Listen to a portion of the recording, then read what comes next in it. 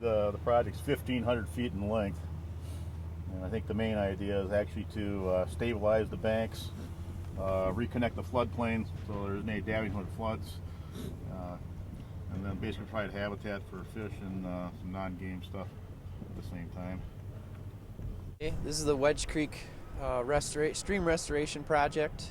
What we're doing here is we're trying to stop a lot of the erosion that's going on in Wedge Creek and kind of stabilize the banks and let the water get out onto the floodplain and in the floodplain forest again. Since there's such a large drainage area upstream, this stream could bounce 2 or 3 feet with just an inch of rain, depending on the soil, how much moisture there is in the soil and everything. And because of that, what does that do to the Fountain Lake watershed, the Shell Rock watershed? Well, since this stream bounces so much, it's more apt to erode and erode the stream banks, and that all leads downstream to Fountain Lake, and we're trying to keep the sediment out of Fountain Lake the best we can. This is, I forget how many stream miles it is, but it's between Fountain Lake and Interstate 90, so it's quite a long stretch. And School Lake's on the forefront here? Yeah, School Section Lake is upstream a little bit from where we are right now.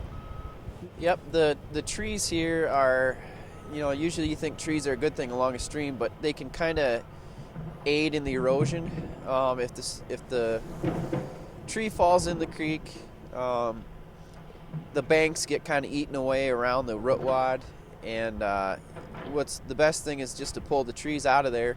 Not all the trees, but majority of the trees, and trying to get some more vegetation established along the bank. Those trees shade out the grasses and that sort of thing, which have the most soil adhesion. So, yeah, this technique actually is being done a lot in cold water streams in southeast Minnesota, east of Rochester, in a lot of trout streams.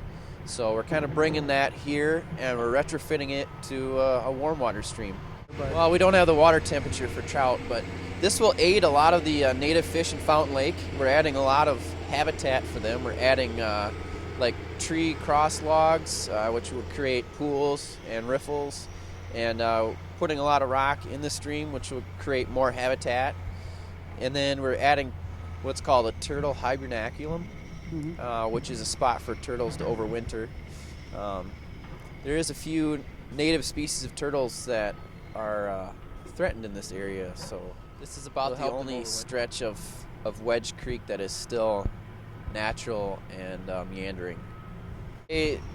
Taking out the trees is kind of a necessity to stop the erosion. You can have some trees, but a lot of trees tend to make the banks erode more, that sort of thing. We're just trying to get the stream in a more stable state, so it doesn't erode and it doesn't add all the sediment from its banks to Fountain Lake.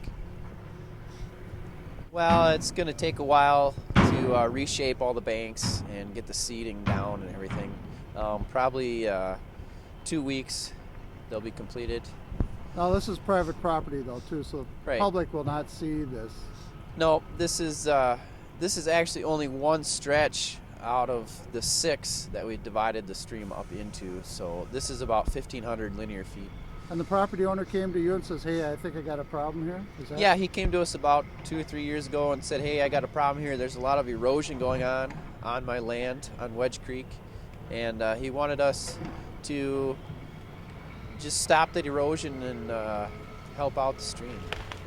We haven't done a whole lot of stream restoration in the watershed yet, so this is kind of a new thing for us.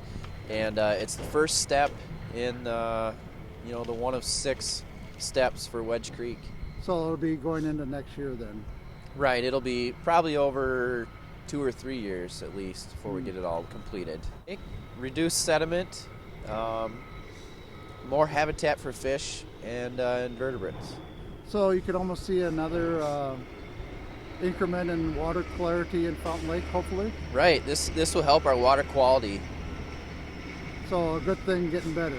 Yeah, we want to keep improving Fountain Lake and meanwhile stop erosion on some of our local streams.